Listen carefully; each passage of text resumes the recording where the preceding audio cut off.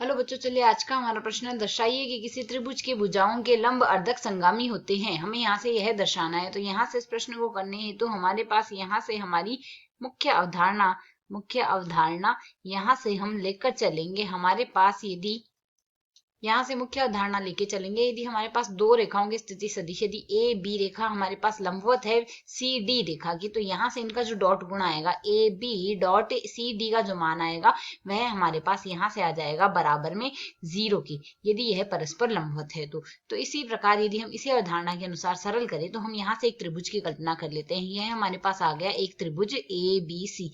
यहाँ से यदि हमारा एक त्रिभुज यह बनता है, इसको नामकरण हम कर देते हैं। यहाँ से यह बिंदु ए है, यह बिंदु बी है, यह बिंदु हमारे पास सी है, तथा यहाँ से इनके हम लंब अर्धक खींच लेते हैं जो बिंदु किसी डी पर जाकर टकरा रहे हैं। यह बिंदु डी है, इस पर हमारे पास सारे लंब अर्धक टकराते हैं। तो यदि हम इस बिंदु को ई नाम दे, यहाँ से यदि हम इस बिंदु को ओ नाम देते हैं, और यदि हम यहाँ से देखें, यह बिंदु ओ हो गया, यह बिंदु ई हो गया, यह बिंदु एफ हो गया। इस प्रकार नामकरण हम कर देते हैं।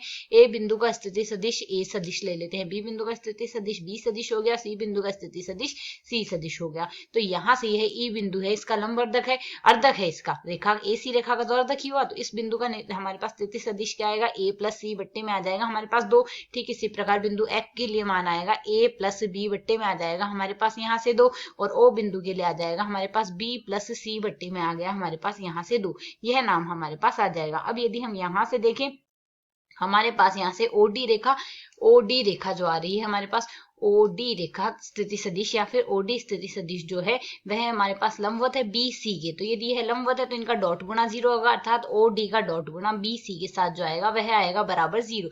तो यदि हम सरल करें तो यह मान क्या आ जाएगा, ओडी का मान हमारे पास क्या आ रहा है, ओ से डी तक की यहाँ से हमारे पास मान आ रहा है। यह हमारे पास डी से जाने वाला ओ से आने वाला स्थिति सदिश 1/2 बी प्लस सी है। तो यहाँ से मान हमारे पास क्या आएगा, 1/2 बी प्लस सी, इसका डॉट गुणा हमारे पास बीसी का स्थिति सदिश क्या बन रहा है, बीसी का स्थिति सदिश बनेगा सी माइनस में बी का स्थिति सदिश बराबर आएगा हमारे पास। इसे यदि हम आगे सरल कर ले तो मान हमारे पास क्या आ जाएगा, यहाँ से ए प्लस बी ए माइनस बी बराबर ए प्लस बी ए माइनस बी ए स्क्वायर माइनस बी स्क्वायर लिखा जा सकता है, अर्थात यहाँ से मान आ गया हमारे पास सी का स्क्वायर माइनस में बी का स्क्वायर बराबर आ जाएगा 0। इसे हम समीकरण 1 नाम दे देते हैं।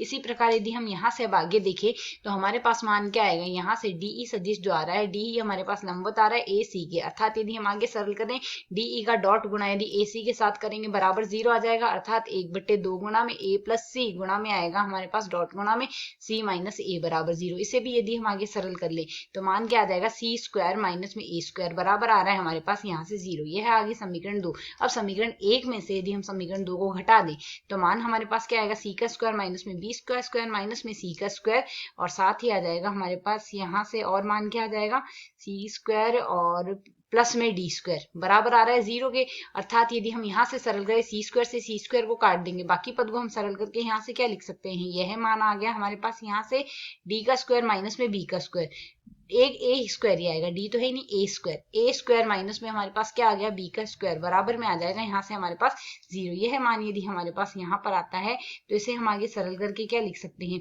एक मान यह आ गया, इससे भी हम एक समीकरण नाम देके छोड़ देते हैं यहाँ से। तो यदि हम यहाँ से देखें ए स्क्वायर माइनस में बी स्क्वायर, समीकरण 3 दे देते हैं। अब समीकरण 3 को यदि हम आगे सरल करें, ए स्क्वायर माइनस बी स्क्वायर को क्या लिखा जा सकता है, ए प्लस बी गुणा में आएगा डॉट में ए माइनस बी बराबर आ रहा है हमारे पास 0, ए माइनस बी बराबर आएगा हमारे पास यहाँ से 0। इसे यदि हम 2 से भाग हो दे दे तो भी हमारे पास मान 0 ही रहेगा, ए प्लस बी बट्टे 2 डॉट ए माइनस बी आ रहा है बराबर आ रहा है हमारे पास 0। इसे यदि हम सरल कर दे तो मान हमारे पास क्या आ गया, एफ डी का डॉट गुना हम बी ए के साथ ही तो कर रहे हैं बराबर हमारे पास 0 आ रहा है, अर्थात यहाँ से हम क्या कह सकते हैं, एफ डी जो आ रहा है वह हमारे पास लंब बता रहा है बी ए के। हमें यहाँ से यही सिद्ध करना था। आशा है समझ आया। धन्यवाद।